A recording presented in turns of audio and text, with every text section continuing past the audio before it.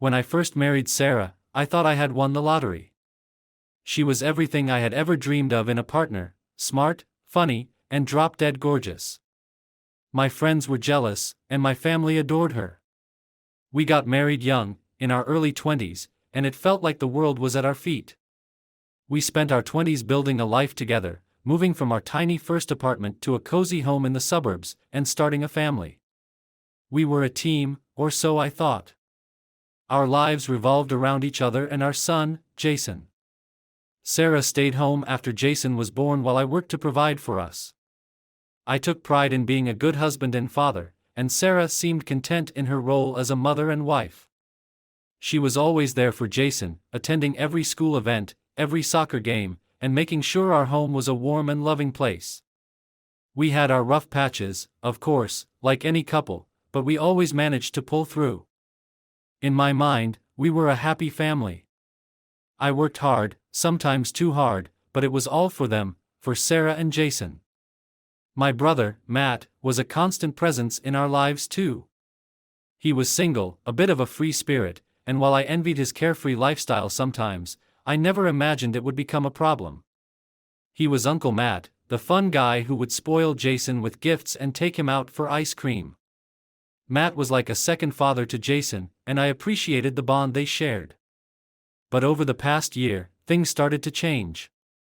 It was subtle at first, small things that I didn't think much of at the time. Sarah became distant, less affectionate, and more preoccupied with her phone. I chalked it up to stress, or maybe just the ebb and flow of marriage after so many years together. We had been married for almost 15 years by this point, and I figured it was just a phase. Then, Sarah started going out more. It wasn't unusual for her to have a girls' night or to meet up with friends for lunch, but it became more frequent. She was out almost every weekend, sometimes staying out late, and her excuses were always vague. Just catching up with an old friend, she'd say, or, I'm meeting the girls for drinks. I didn't think too much of it at first. After all, I was busy with work, and I trusted her. But as time went on, I began to notice other things that didn't add up.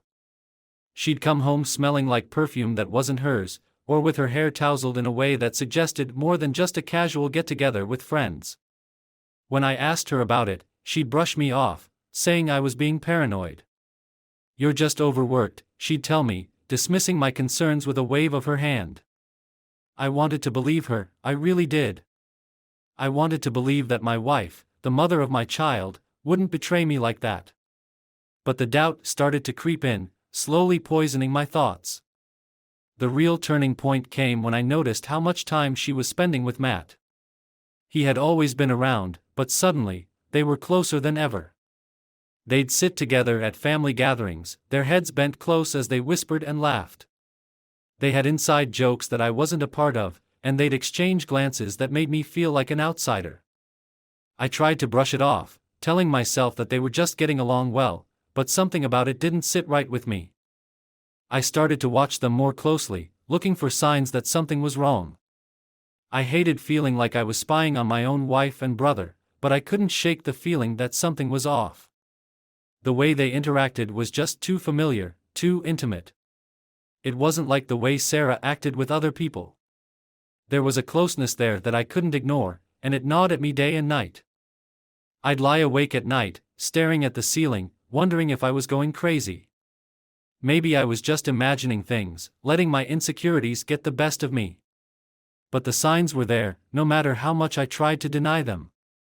The way they'd go quiet when I entered the room, or how Matt would avoid eye contact with me whenever Sarah was around. It was all too much to ignore. I didn't know what to do. Confronting Sarah seemed impossible. I didn't have any concrete proof, just a gut feeling that something was wrong. And what if I was wrong? What if I accused her of something so terrible, and it turned out to be nothing? I couldn't bear the thought of hurting her or Jason. But the alternative, doing nothing, continuing to live in this state of uncertainty, was driving me mad. So, I did what I thought was best at the time. I buried my head in the sand. I focused on work, on Jason, on anything that would keep my mind off the growing suspicion that my wife and my brother were more than just family. I told myself that it was just a phase, that things would go back to normal eventually. But deep down, I knew that wasn't true.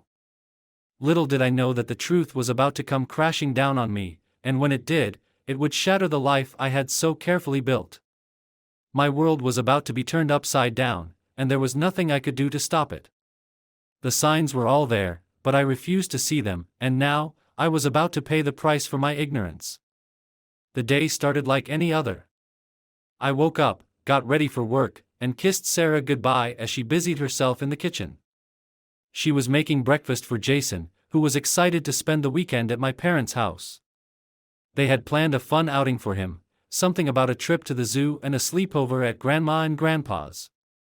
Jason was thrilled, and so was Sarah, it seemed. She had been in an unusually good mood all morning, humming to herself as she packed Jason's bag. I didn't think much of it. I was just glad that she was happy. Maybe I had been overthinking things. Maybe this weekend apart would be good for both of us.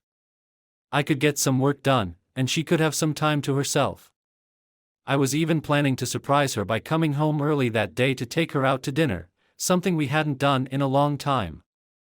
I figured we could use the alone time, a chance to reconnect without Jason around. I dropped Jason off at my parents' house and headed to work. The day was uneventful, but I couldn't shake the feeling that something was off. There was a nagging thought at the back of my mind that I couldn't ignore. It was that same gnawing suspicion that had been plaguing me for months, but I pushed it aside, focusing on the tasks at hand. Around noon, I decided to call it a day. I had wrapped up everything that needed my attention, and the thought of spending the afternoon with Sarah was too tempting to resist. I texted her to let her know I'd be home early, but she didn't reply. Again, I tried not to read too much into it. She was probably busy or maybe had her phone on silent. No big deal, I told myself. I stopped by a florist on the way home and picked up a bouquet of her favorite flowers, lilies. I even grabbed a bottle of wine, imagining a quiet evening at home, just the two of us. Maybe this was what we needed to get back on track, to remind ourselves of the life we had built together. When I pulled into the driveway, I noticed Matt's car parked out front. My heart sank. I hadn't expected him to be there, but I quickly brushed it off. He often dropped by unannounced. Maybe he was just there to hang out, have a beer, and watch some TV. But the sinking feeling in my gut told me otherwise. I walked up to the door, my hand tightening around the bouquet as I fished out my keys. The house was quiet, too quiet. The kind of quiet that makes your skin crawl. I unlocked the door and stepped inside, the sound of my footsteps echoing in the silence. The living room was empty, and the TV was off. There were no signs of life. Sarah? Matt? I called out, but there was no response. My heart pounded in my chest as I moved down the hallway, my mind racing with possibilities. Maybe they were outside, or maybe Sarah had gone out to run errands, leaving Matt to house sit for a bit. But deep down, I knew better. As I approached the bedroom, I heard it, muffled voices and the unmistakable sound of a bed creaking. My stomach churned, and the bouquet slipped from my grasp, hitting the floor with a soft thud. The wine bottle was still clutched in my other hand, but I barely registered it. My mind was a blur, a fog of disbelief and growing rage. I pushed open the bedroom door, and there they were. Sarah, my wife, and Matt, my brother, tangled in the sheets, their bodies intertwined in a way that left nothing to the imagination. They were so absorbed in each other that they didn't even notice me at first. The sight was like a punch to the gut, knocking the air out of my lungs. "Get the fuck off her!" I roared, my voice trembling with fury. They both froze, their eyes snapping to me in shock. Sarah scrambled to cover herself, while Matt just stared at me, wide-eyed and speechless. The room was thick with the stench of sex, and the sight of them together made my blood boil.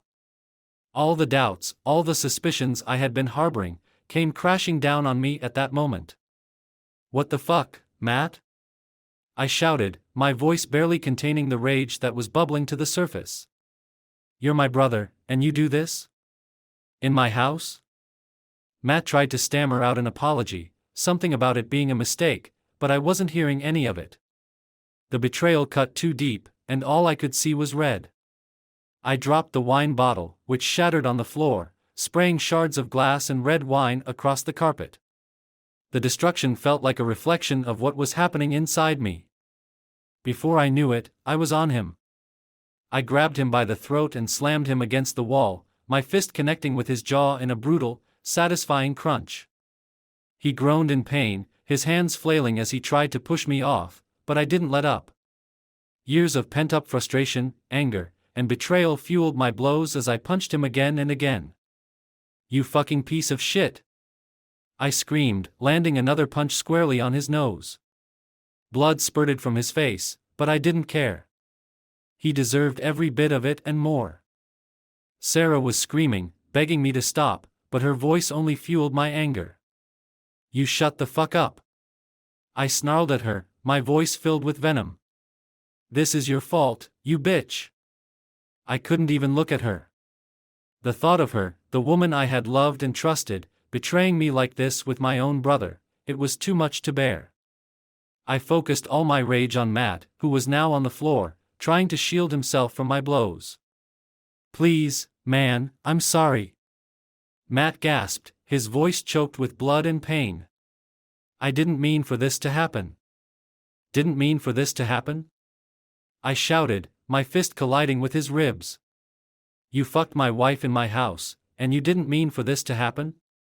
Every punch, every kick, was a release of the rage and betrayal that had been festering inside me for months. I didn't stop until Matt was a bloodied, whimpering mess on the floor, too weak to defend himself. His face was swollen, his nose bent at an unnatural angle, and his breaths came in ragged gasps. Finally, I stood over him, my chest heaving, my knuckles raw and bloody. I wanted to do more, to make him pay for what he had done, but I forced myself to step back.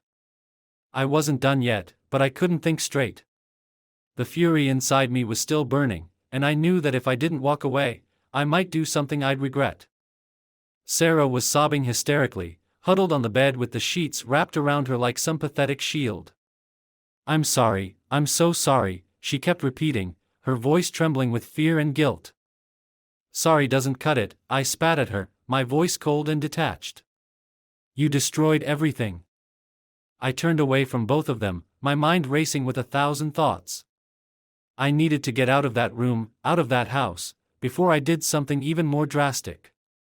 I couldn't stand the sight of them, couldn't bear to be in the same space as the two people who had betrayed me in the worst possible way. I stormed out of the bedroom, my heart pounding in my chest as I tried to make sense of what I had just witnessed. My own brother. In my bed. With my wife. It felt like a nightmare, but there was no waking up from this. I could still hear Sarah's sobs from the bedroom, but I ignored them. I couldn't face her, not yet.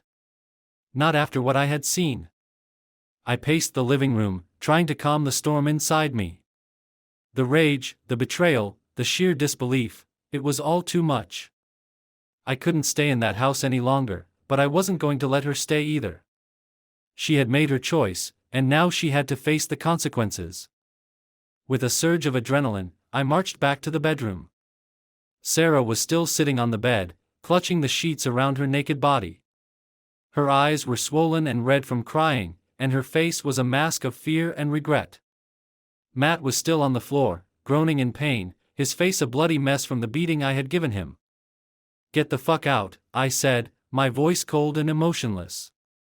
Sarah looked up at me, her eyes wide with shock. "What?" I said. "Get the fuck out of my house," I repeated, my voice louder this time. "You're not staying here. Pack your shit and go. Please, let's just talk about this," she begged, her voice shaking. "I'm sorry, I didn't mean for this to happen." "Don't you dare try to explain this away," I cut her off, my anger flaring up again. "You fucked my brother in our bed, Sarah. In our bed. There's nothing to talk about." She started to cry again, but I was beyond caring. I wasn't going to let her manipulate me with tears. Not this time. "Get dressed, pack your bags, and get out," I demanded. You can go to a hotel, go to a friend's house, I don't give a shit. But you're not staying here. She hesitated, her eyes pleading with me, but I stood my ground. I was done being the nice guy. I was done being taken for granted.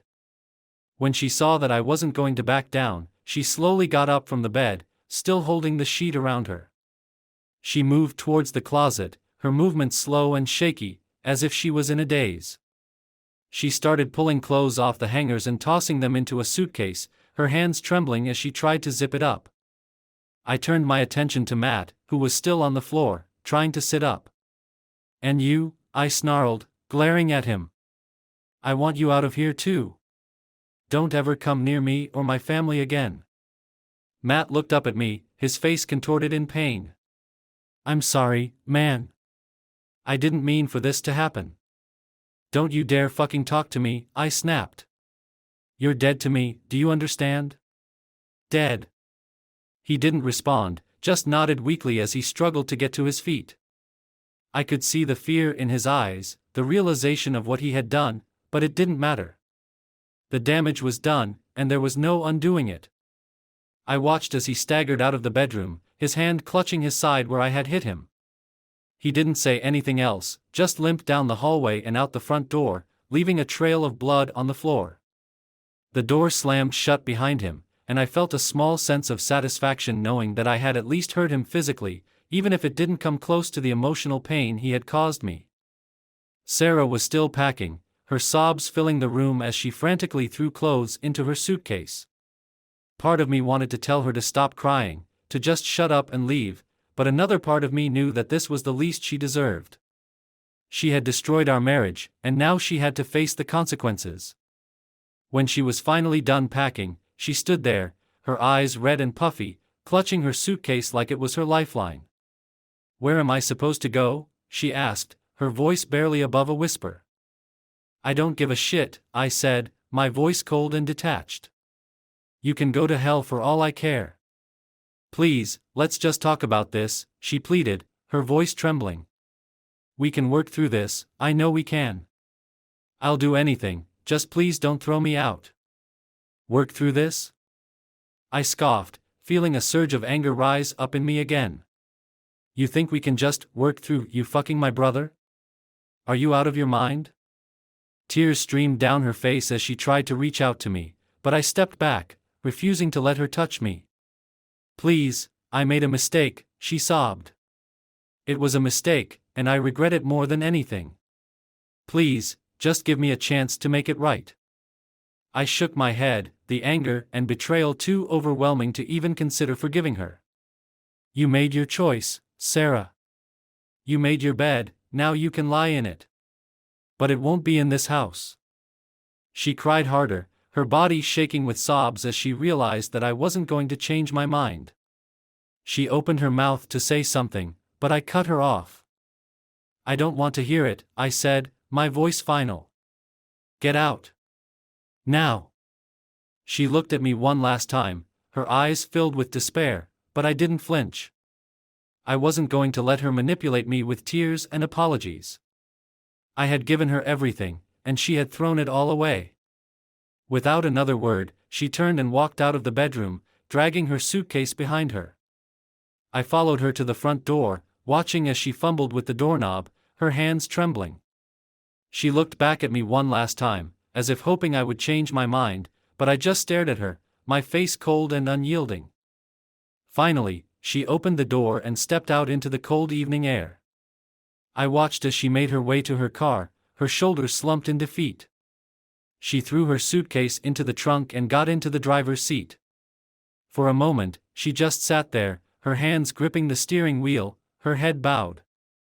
I stood in the doorway, waiting for her to leave, my heart pounding in my chest. I wanted her gone, out of my life, out of my home, out of everything. There was no place for her here anymore. After what felt like an eternity, she started the car and pulled out of the driveway. I watched as the taillights disappeared down the street, and then she was gone. Just like that, the woman I had loved, the woman I had built a life with, was out of my life. I closed the door and leaned against it, the weight of what had just happened crashing down on me. The house was silent now, the echoes of Sarah's sobs still ringing in my ears. I looked around the empty living room, the broken glass from the wine bottle still scattered on the floor, the bouquet of lilies lying wilted and forgotten by the front door. The remnants of what was supposed to be a happy, peaceful evening now lay in ruins. The anger that had fueled me all day started to drain away, leaving me feeling hollow and exhausted. The adrenaline was gone, and all that was left was a deep, aching pain in my chest. The reality of what had just happened, of what I had just lost, began to sink in. I had kicked my wife out of our home, ended our marriage, and severed ties with my own brother. Everything that had once been familiar and comforting was now shattered beyond repair. The life I had known was gone, replaced by a cold, empty void. But despite the pain, despite the overwhelming sense of loss, there was also a small part of me that felt a strange sense of relief. It was over. The lies, the betrayal, the constant doubt, it was all over. There was nothing left to fight for, nothing left to save. The life I had built with Sarah was gone, but at least I still had myself. At least I had taken a stand and refused to be made a fool of any longer. And now, I was free. Free to start over, free to rebuild, free to figure out what the hell I was going to do next. I didn't know where I would go from here, but one thing was certain, I wasn't going to let them destroy me. Not Sarah, not Matt. They had already taken enough from me, and I wasn't going to give them any more. In the days that followed, the anger simmered beneath the surface, refusing to die down. I couldn't just let it go. What Sarah had done was unforgivable, and while kicking her out had been the first step, it wasn't enough. I needed to make her feel the pain and humiliation she had put me through. She had destroyed our marriage, our family, and I wanted her to suffer for it. Sarah tried to reach out to me several times, calling and texting, but I ignored every single one. I knew she was staying with a friend, some woman I barely knew, but that didn't matter. I didn't care where she was or how she was coping. All I cared about was making sure she regretted every single decision that led her to that moment in our bedroom. I thought about what would hurt her the most. Sarah had always been the type who cared deeply about how others saw her. She craved approval, admiration, and the respect of those around her. She prided herself on being a good wife, a good mother, someone others looked up to. It was all bullshit, of course, a carefully constructed facade she had maintained while cheating on me behind my back. But now, I was going to tear that facade apart. First, I needed evidence, something concrete to prove her infidelity beyond any doubt. I wasn't going to let her wriggle out of this with some half-baked excuse or apology. I already had the image of her in bed with Matt burned into my mind, but that wasn't enough. I needed something undeniable, something that would expose her for what she really was. I spent the next few days digging through everything, our computer, her emails, her social media accounts. I wasn't tech-savvy, but I didn't need to be. People like Sarah always left a trail, and it didn't take long before I found what I was looking for. In her email, I found messages exchanged between her and Matt, dating back months. They weren't overtly explicit, but the flirtation and intimacy were clear as day. She had been sneaking around, lying to my face, all while exchanging sweet nothings with my own brother. But that wasn't all. There were photos too, selfies she had taken, dressed in lingerie, the same lingerie she'd worn when I caught them in bed. The thought of her sending those pictures to Matt made my blood boil all over again, but it also solidified my resolve. This was the evidence I needed to destroy her reputation, to show everyone the truth about the woman she really was. Once I had everything I needed, I began to plan my next move. I knew Sarah had her circle of friends, many of whom thought the world of her. They saw her as this perfect wife and mother, someone who could do no wrong. I was about to shatter that image, and I was going to do it in the most public way possible. I compiled all the evidence, the emails, the photos, the text messages, into a neat little folder. Then, I made copies. Lots of copies. I wanted to make sure that everyone in her life knew what she had done, that there would be no way for her to deny or spin the story in her favor. She had betrayed me, and now it was time for everyone to see her for the lying, cheating bitch she was. Next, I created an anonymous email account. I wasn't about to send this stuff from my own email, that would be too obvious, too easy for her to track back to me. No, I wanted this to hit her out of nowhere, a bolt from the blue that she wouldn't see coming. I started with her closest friends, the ones she confided in, the ones who thought they knew her best. They were about to get a rude awakening. One by one, I sent the emails, attaching the evidence and including a short, brutal message: "This is who your friend really is. Thought you should know." It didn't stop there.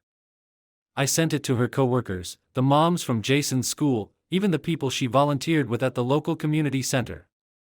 No one was spared. By the time I was done, half the town knew about Sarah's affair. There was no way she could escape the fallout. And I didn't stop at emails. I printed out copies of the photos, the emails, the messages, and mailed them to her parents, her siblings, and a few of our mutual friends. I knew her parents had always thought of her as their perfect little girl, and I couldn't wait for the moment they opened that envelope and saw the truth. The final step was the most public one. I took to social media, creating a series of posts that laid everything out. I didn't use my own accounts, of course, I wasn't that stupid. Instead, I created a fake account, with no ties to me, and posted everything in local community groups, the kind of places where people love to gossip and share juicy tidbits. I made sure to include the most damning evidence, the things that would make it impossible for her to deny what she had done. It didn't take long for the posts to go viral, at least within our small community. People love a scandal, and this was the juiciest one they'd seen in a long time. The comments started pouring in, people expressing their shock, their disbelief, their judgment. I watched as Sarah's perfect image crumbled before my eyes, her reputation destroyed in a matter of hours. The phone calls and texts from Sarah started almost immediately. She was frantic, desperate, begging me to stop, to take it all down. She swore she was sorry, that she never meant for any of this to happen. But her pleas fell on deaf ears. I ignored her, just as I had been doing, savoring the knowledge that she was finally getting what she deserved. I knew she was suffering. I knew she was being bombarded with questions from friends and family, forced to confront the ugly truth about her actions. And I reveled in it. Every tear she shed, every moment of humiliation she endured, it was all a small taste of the pain she had inflicted on me. She had torn my life apart, and now I was doing the same to hers. It wasn't long before I started hearing from others. Mutual friends, people who had once looked up to Sarah, reached out to me, shocked and appalled by what they had learned. Some offered their support, others simply expressed their disbelief. But the message was clear: Sarah's world was crumbling, and there was no escape for her. I could only imagine what it must have been like for her, facing the fallout of her own actions. The whispers, the sideways glances, the judgmental stares, she couldn't hide from it. Every time she left the house, she'd be reminded of what she had done, of the life she had destroyed. Her shame was on full display for the world to see.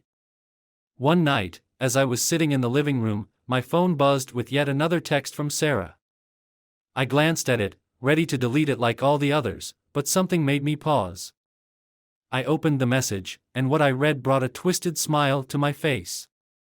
"Please, stop this. I can't take it anymore. Everyone knows. I can't even go to the grocery store without people staring at me. I'm begging you, please stop." I stared at the message for a long moment, feeling a sick sense of satisfaction wash over me. This was what I had wanted, what I had set out to achieve. She was broken, humiliated, and desperate, just like I had been. And it felt good, damn good.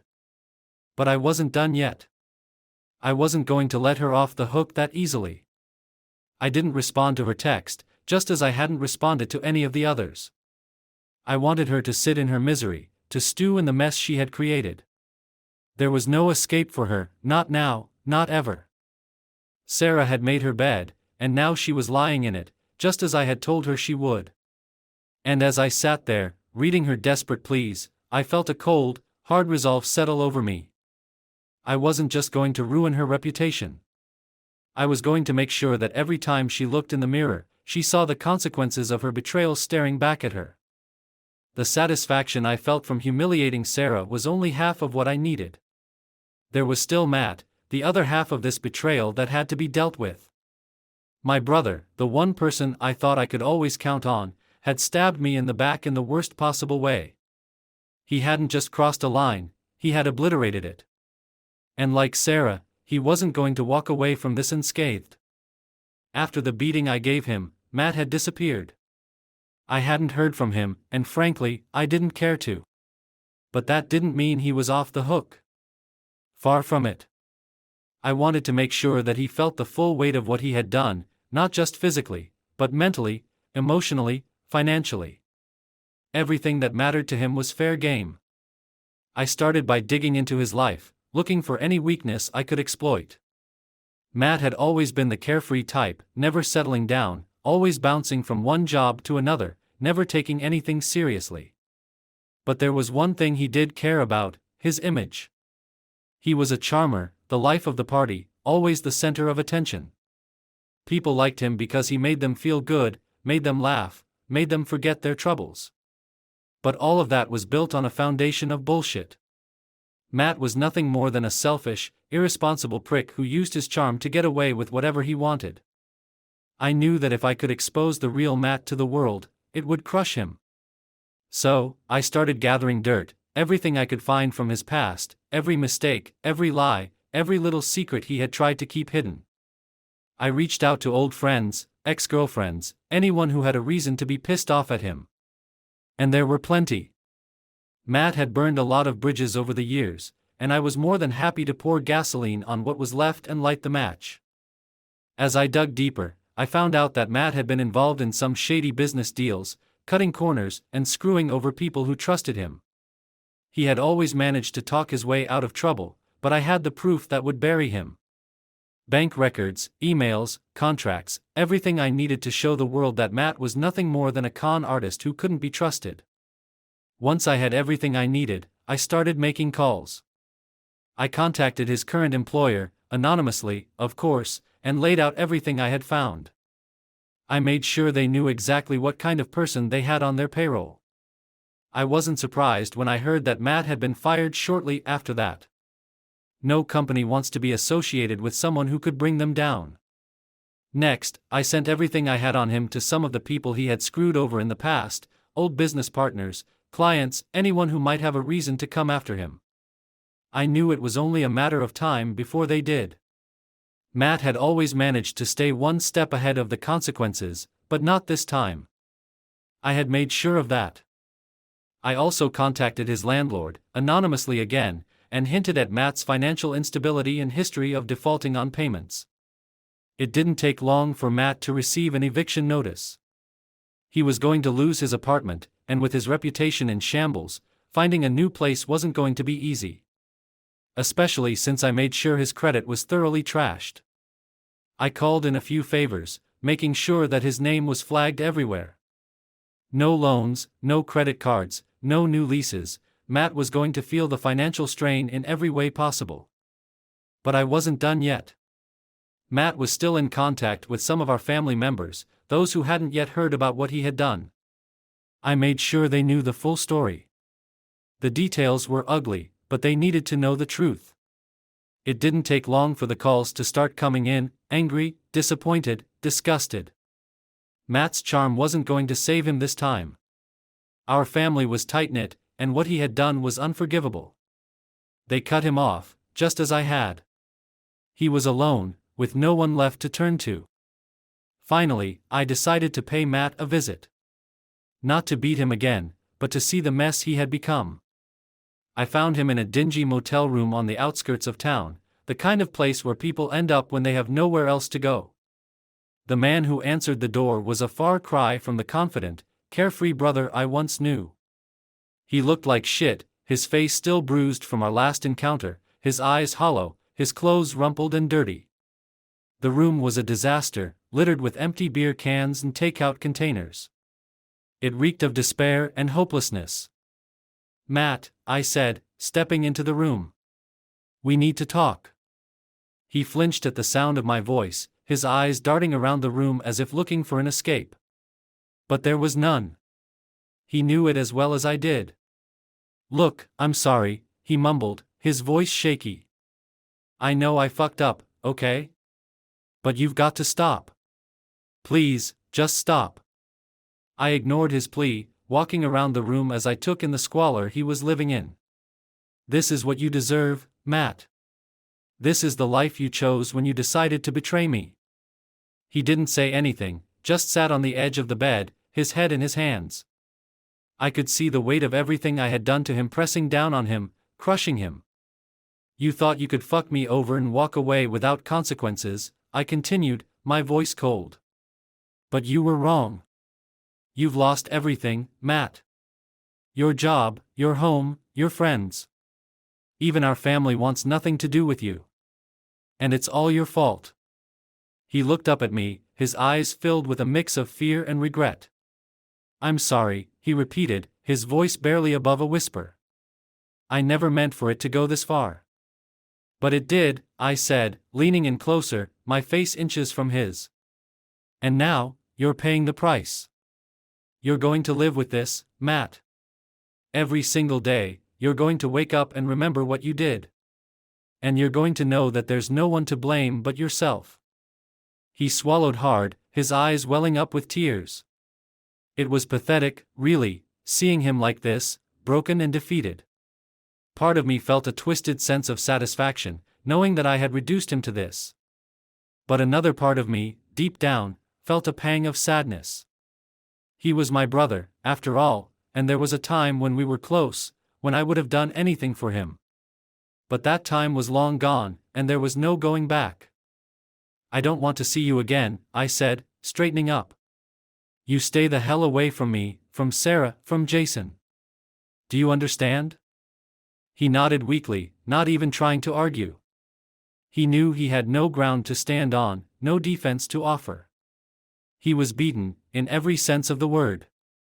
Without another word, I turned and walked out of the room, leaving him to wallow in the mess he had made of his life.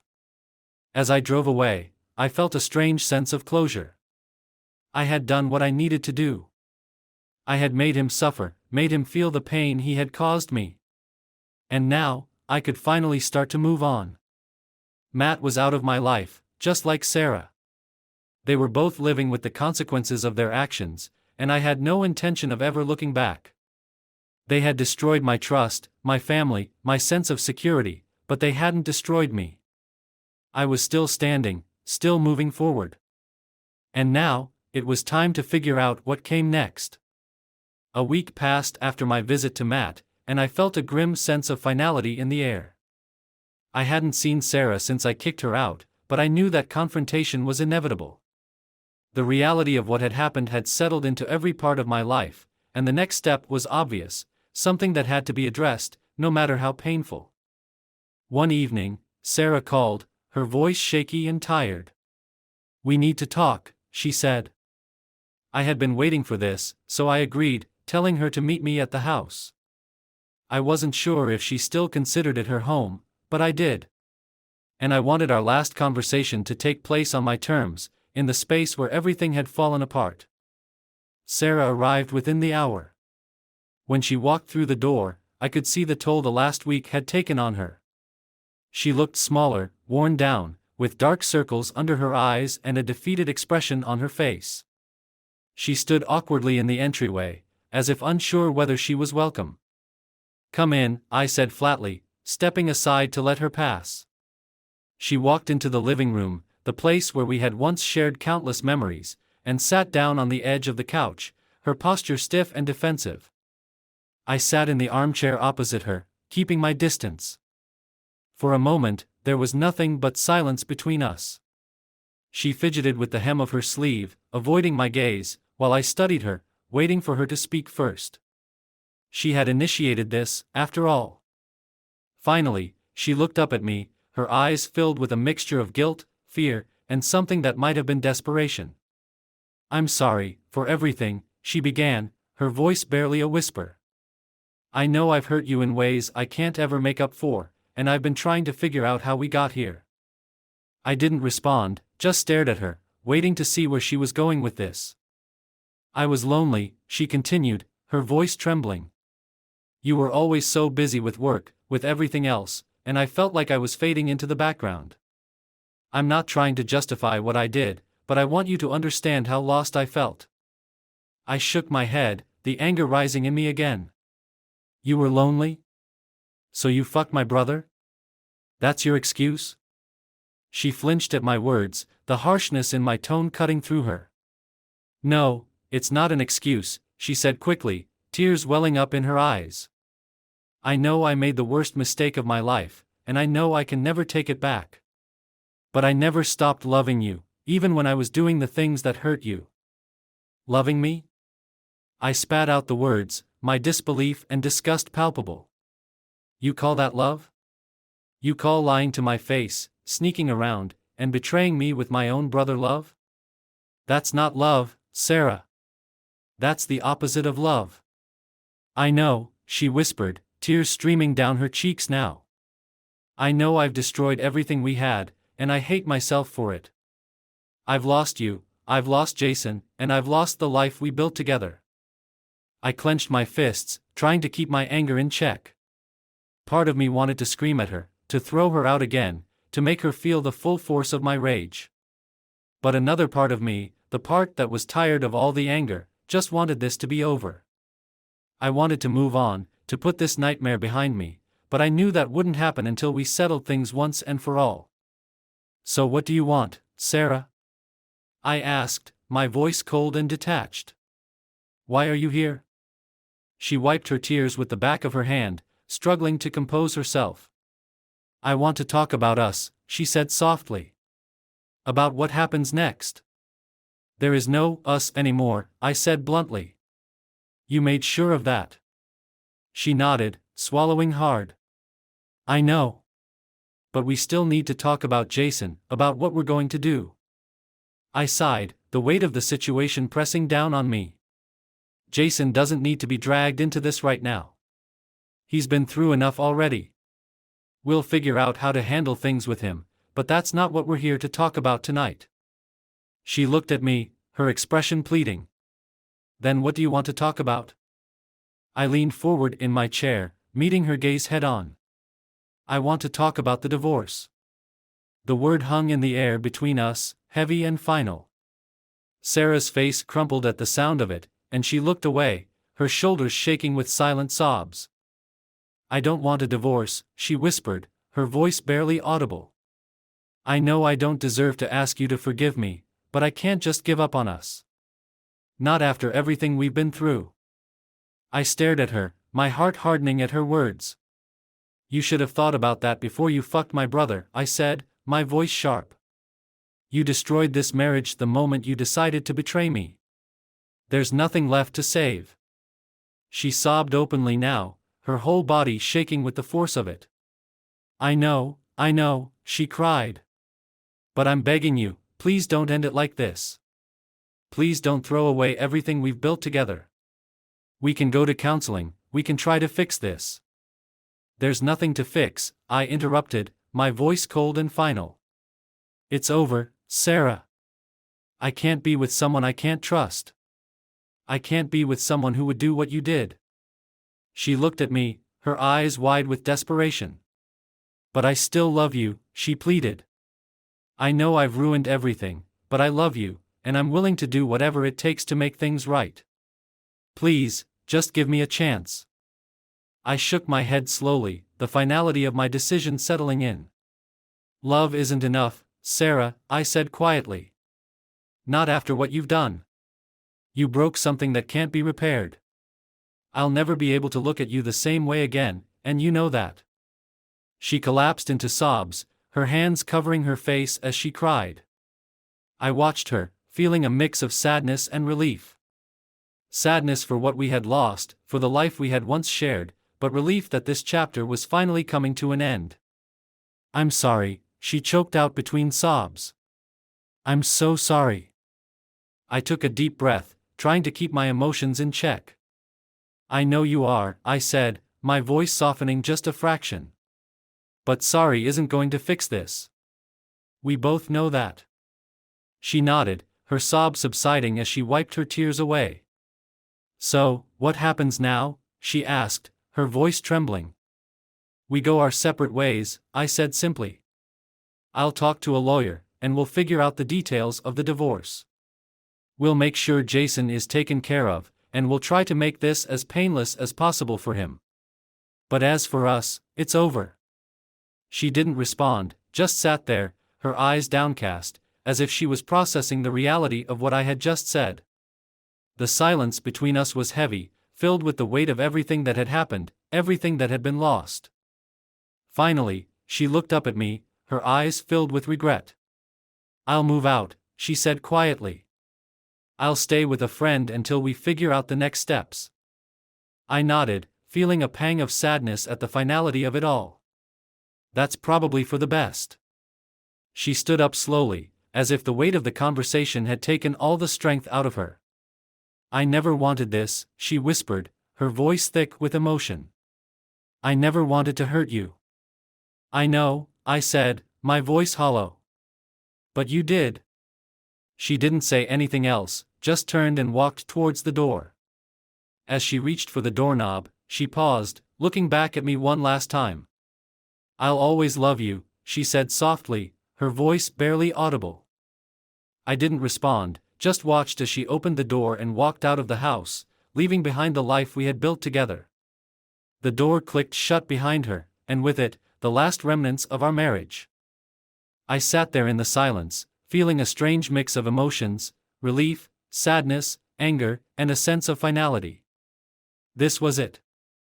The end of the life I had known, the beginning of something new, something uncertain. But as I sat there, staring at the empty space where Sarah had been, I knew that I was ready to move forward. The pain of the betrayal was still there, but it wasn't as sharp as it had been. The anger had dulled, replaced by a resolve to rebuild my life, to create something new out of the ashes of what had been destroyed. The marriage was over, and soon it would be official.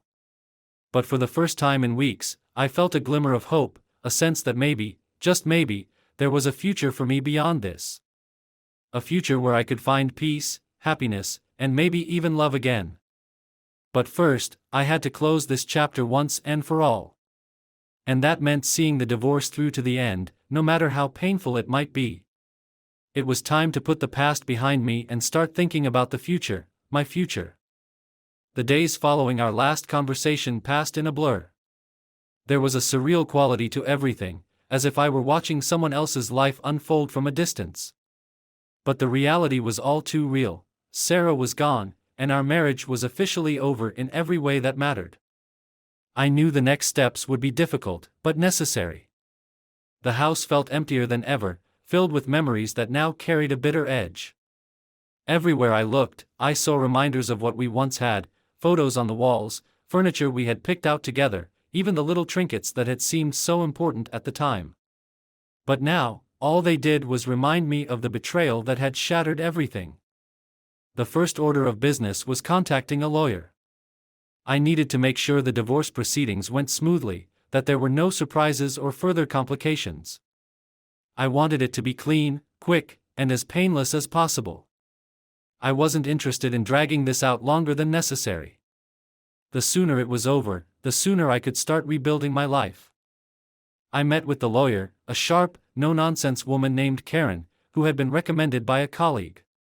She listened to my story with a professional detachment, taking notes and asking all the right questions. I appreciated her directness. It was what I needed right now. No sugarcoating, no false hope, just a clear path forward. We'll file on grounds of infidelity, Karen said, flipping through her notes. Given the circumstances, it should be straightforward. We'll outline the division of assets, custody arrangements for your son, and any other relevant details. I'll handle the paperwork, and we'll serve her as soon as everything is in order. I nodded, feeling a strange mix of relief and sadness. This was really happening. The end of my marriage was being laid out in legal terms, stripped of all emotion, reduced to a series of decisions and documents. What about the house? I asked, glancing around the office as if it might hold some answer. I don't want to stay there, but I'm not sure what to do with it. Karen looked up from her notes. That's something we can discuss. You have a few options: you could sell it and split the proceeds, or one of you could buy out the other's share.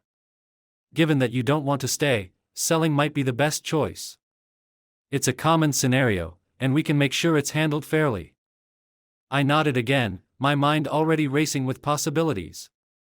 Selling the house would mean letting go of the last tangible piece of the life I had shared with Sarah. But it also meant a fresh start, unburdened by the memories that haunted every corner of that place. I think selling would be best, I said, my voice firm. I need a clean break. Karen made a note of it. I'll get the process started. We'll include that in the divorce settlement. It might take some time, but we'll make sure everything is squared away. The rest of the meeting was spent discussing details, finances, property, custody arrangements for Jason.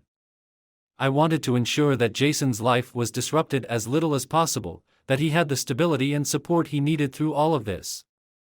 Karen assured me that we'd handle it with care, that Jason's well-being would be the top priority. As I left Karen's office, I felt a strange sense of closure settling over me. The wheels were in motion now, and there was no turning back. The divorce would be finalized, the house would be sold, and I would be free to move on with my life. In the weeks that followed, I threw myself into the process of moving forward. I started looking for a new place to live, somewhere that didn't hold the ghosts of the past. I wanted something smaller, simpler, a place where I could start fresh without the weight of old memories hanging over me. I also focused on Jason, making sure he was coping with everything as well as could be expected. He was young, but not oblivious. He knew something was wrong, even if he didn't fully understand the details. I tried to be there for him as much as possible, to provide a sense of normalcy in a world that had been turned upside down. Sarah and I communicated through our lawyers for the most part, discussing only the necessary details of the divorce and custody arrangements. It was cold, clinical, but that was what I needed. I couldn't afford to let emotions cloud my judgment now. Finally, the day came when the divorce was finalized. I sat in Karen's office, signing the last of the paperwork, feeling a strange mix of relief and sadness wash over me. This was it, the official end of a chapter that had spanned more than a decade of my life. It's done, Karen said, sliding the final document across the desk for my signature. You're officially divorced. I picked up the pen and signed my name, the act feeling both momentous and anticlimactic. After everything that had happened, it seemed almost surreal that it all came down to a few signatures on a piece of paper. But as I put the pen down, I felt a weight lift off my shoulders. It was over. The marriage, the betrayal, the endless cycle of anger and pain, it was all behind me now. There was nothing left to fight for, nothing left to salvage. As I walked out of Karen's office, I felt a strange sense of freedom. For the first time in months, I wasn't weighed down by the past. The future was still uncertain, still filled with challenges, but it was mine to shape, mine to rebuild. I returned home, my house, for the last time, knowing that it would soon be someone else's. The rooms that had once felt so familiar now felt like a museum of a life that no longer existed. I walked through each room, taking in the memories, the echoes of a time when everything seemed so much simpler, so much happier. But those memories were just that, memories. They belonged to a past that was gone, a past that I had to let go of if I wanted to move forward. I began packing my things, sorting through what to keep and what to leave behind. It was a cathartic process, shedding the remnants of a life that had ended long before the divorce papers were signed. Some things I kept, Jason's drawings, family photos that still meant something despite everything that had happened. But other things, the ones that carried too much pain, I left behind, ready to be discarded along with the house. As I packed, my phone buzzed with a message. It was from Sarah. I hesitated before opening it, unsure of what she could possibly have to say now that everything was over. Thank you, the message read. For everything. I'm sorry it had to end this way, but I'm glad we can move on. I'll always be grateful for the time we had, even if it didn't last. I stared at the message for a long moment, feeling a mix of emotions I couldn't quite name. Anger, sadness, relief, it was all there, swirling together in a confusing mess. But one thing was clear, there was no point in holding on to the past anymore. I didn't reply. There was nothing left to say. Instead, I put the phone down and continued packing, ready to leave this chapter of my life behind for good. The move to my new place was a turning point. It wasn't a grand apartment, but it was mine, a space that represented a fresh start, a chance to rebuild. I spent the first few days settling in, making the place my own, and slowly, the weight of the past began to lift. Life wasn't perfect, and I knew it never would be. The scars of what had happened would always be there, a reminder of the pain and betrayal I had endured. But those scars also made me stronger, more resilient. They were a part of who I was now, but they didn't define me. As the days turned into weeks, I started to find a new rhythm. I focused on Jason, on being the best father I could be for him. I found new hobbies, new interests, new people to connect with. Slowly but surely, I began to rebuild my life, piece by piece. Sarah and I maintained a civil relationship for Jason's sake, but that was all. There were no more attempts at reconciliation, no more pleas for forgiveness. We had both accepted that our marriage was over, and we were moving on in our own ways. Looking back, I realized that the end of my marriage, painful as it had been, had also been a new beginning. It forced me to confront the parts of my life that weren't working, to let go of the things that were holding me back, and to start fresh with a clearer sense of who I was and what I wanted. The betrayal, the anger, the divorce, it was all a part of my story, but it wasn't the whole story. There was more to me than the man who had been cheated on, more to my life than the marriage that had fallen apart. And as I stood in my new apartment, looking out at the city beyond, I felt a sense of hope for the future, a future that was mine to shape, mine to build, free from the shadows of the past.